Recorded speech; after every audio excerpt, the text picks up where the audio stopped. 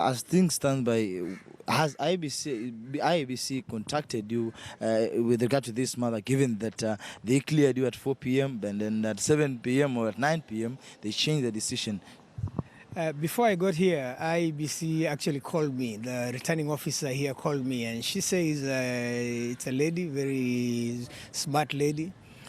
She says she's the one that cancels this certificate that I have as my returning officer, and she isn't aware. She's not aware that this certificate has been cancelled. And then she's not aware, there seems to be some conflicting reports from the IEBC. What do you make of this? The conflicting reports, I would be looking at ethics more than the IEBC, and even the ethics has insisted on going with old information they had. They haven't worked with the new information that's on the table now. And give us a little bit of background in terms of this case that you're facing in court. I understand that there was a penalty that you were supposed to that you paid, but clearly, can you explain to us what it involved and what transpired in court until now that is still at the court? This the challenge and the assumption that I'm going to connect these two in a short while.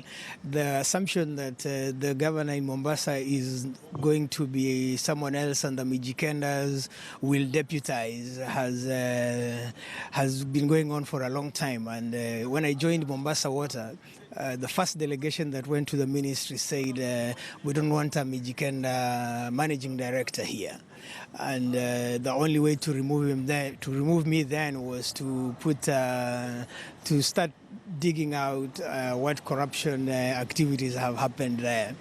None was found, and this is actually an investigation that took 2 years. And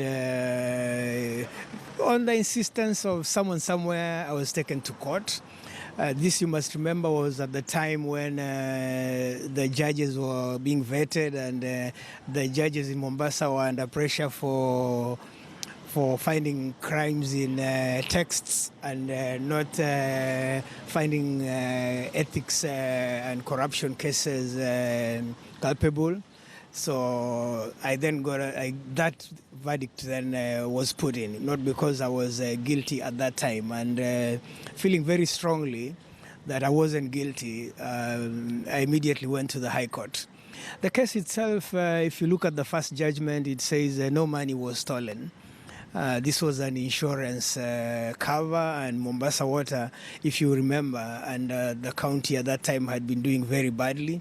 It's still doing badly now. The only time there was a semblance of order was when I was managing director. So no money was lost. The procedure wasn't followed, they say, but that we could also show the procedure was followed to the best of our knowledge. But the verdict came in, and we appealed, and we were given back our money. And there were 2 counts, and the other one is still in court. And so where does this put you in terms of your campaigns? I understand the campaigns have already started. You have been campaigning, but moving forward? Moving forward, we still campaign until we hear otherwise. But again, the legal system in Kenya is pretty fair. So I'm going to get 7 days to appeal any decision IEBC will make.